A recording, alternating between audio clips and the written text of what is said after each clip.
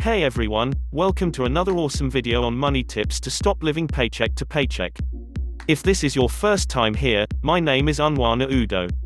Every week, I share great content on strategies you can apply to improve your personal finance and grow your wealth. Before we continue, hit the subscribe button and the notification bell so that you don't miss out on new videos. Let's begin. Why is it that most people live paycheck to paycheck?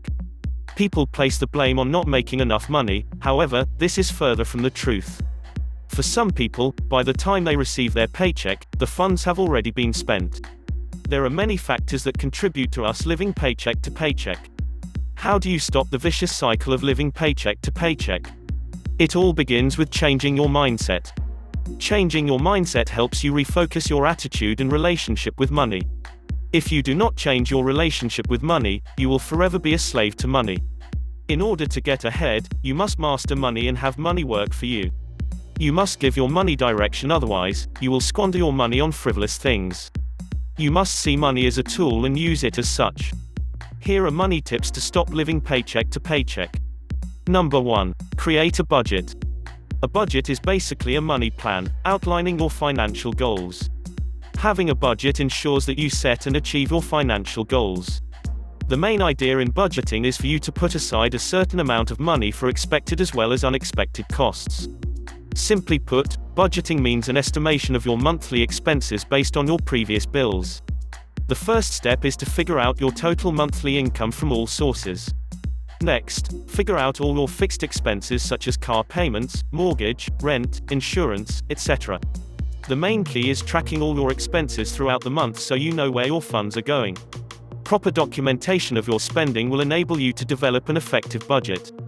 For example, if your monthly income is $4,000, you should subtract all your monthly expenses from that income. Other bills can be assessed and then subtracted from the amount of your income. The remaining balance after fixed costs have been accounted for can now go towards your budget. Rather than allocating money for expenses such as gas, clothing, entertainment, and groceries, financial planning will allow you to use proportions or percentages of it. In order to have an effective budget, you must not underestimate your expenses but rather use the average figure from the past 3 months to calculate the approximate amounts to allocate to each category. Here are tips on how to budget. 1. Have a good sense of money management and a great attitude when it comes to budgeting. 2. Have a detailed plan for your budget by making a list of your incomes and expenses. 3. You must know the difference between needs and wants. Make a list of all your needs and all your wants. 4. Live below your means by spending less than you make. You can have fun occasionally without spending at all. Rather than going shopping, play with the kids at the beach or at the park. Budgeting is a fundamental tool available to everyone. Do not overlook this. If you found value so far, hit the like button and share this video with your friends and family. Number 2. Avoiding impulse spending. Are you guilty of any of the following? 1. Does your spouse or partner complain that you spend too much money? 2. Are you surprised each month when your credit card bill arrives at how much more you charge than you thought you had? 3. Do you have more shoes and clothes in your closet than you could ever possibly wear? 4. Do you own every new gadget before it has time to collect dust on a retailer's shelf? 5. Do you buy things you didn't know you wanted until you saw them on display in a store? If you answered yes to any 2 of the above questions, you are an impulse spender and indulge yourself in retail therapy. This is not a good thing.